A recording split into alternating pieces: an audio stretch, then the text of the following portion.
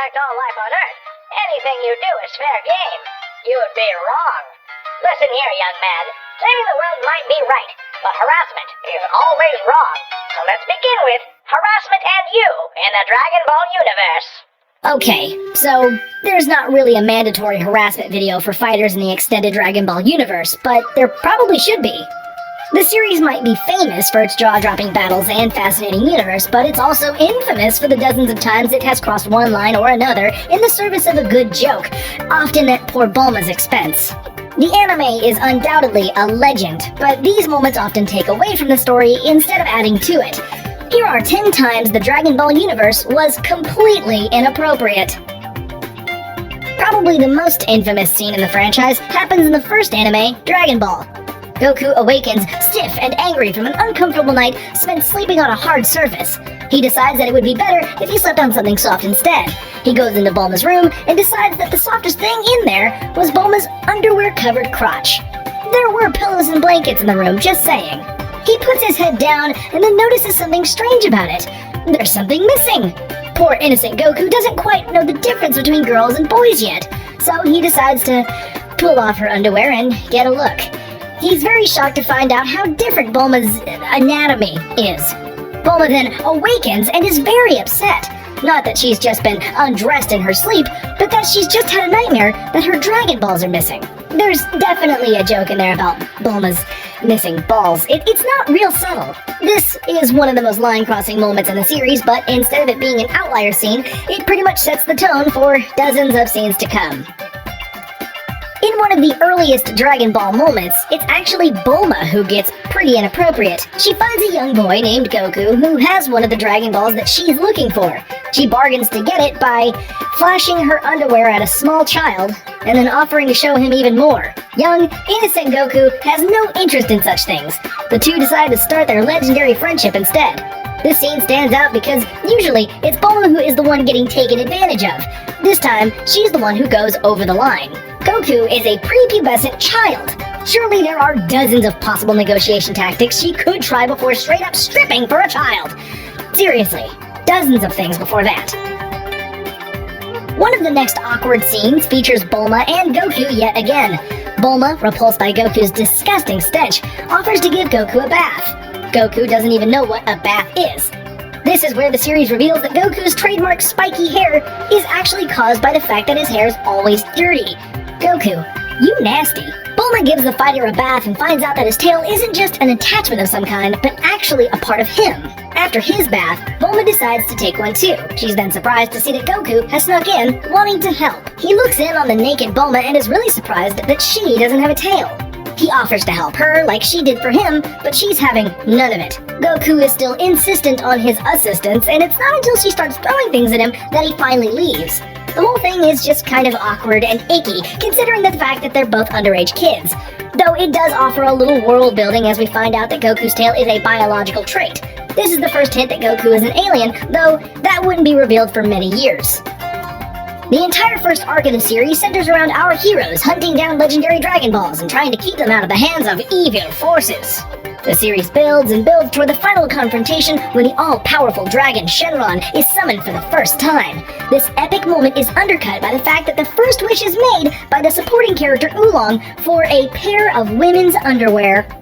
This is basically like Frodo finally making it all the way to Mount Doom, but instead of destroying the ring, he traded it for some panties. It is a great example of how some of the franchise's pervy proclivities can undercut the narrative as a whole. Thank God the Frieza arc didn't end with the warlord giving up the fight for a bra.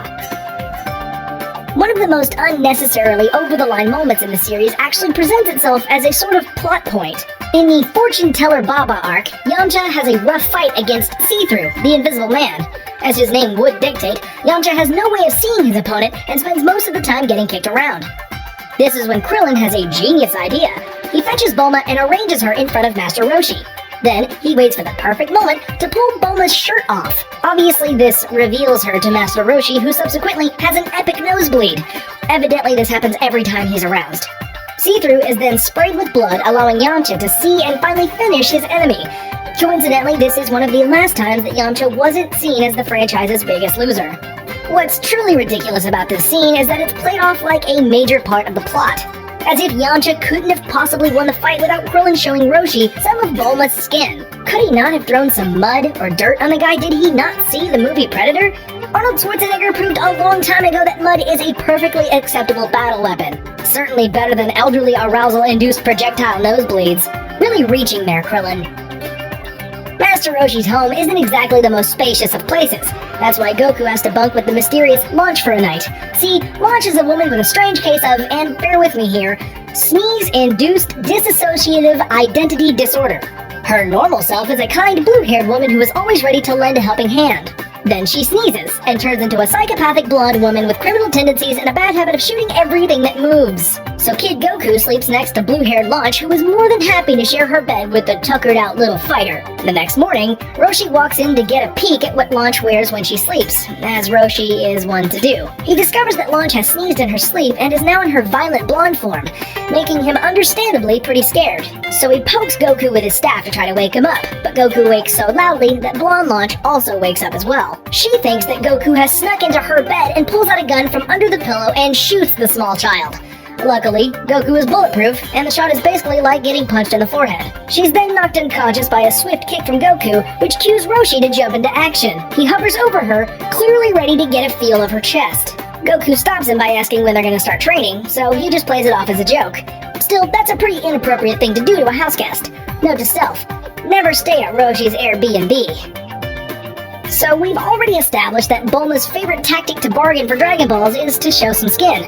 Seriously, girl, you're the daughter of a famous scientist. Surely you could come up with some better ideas.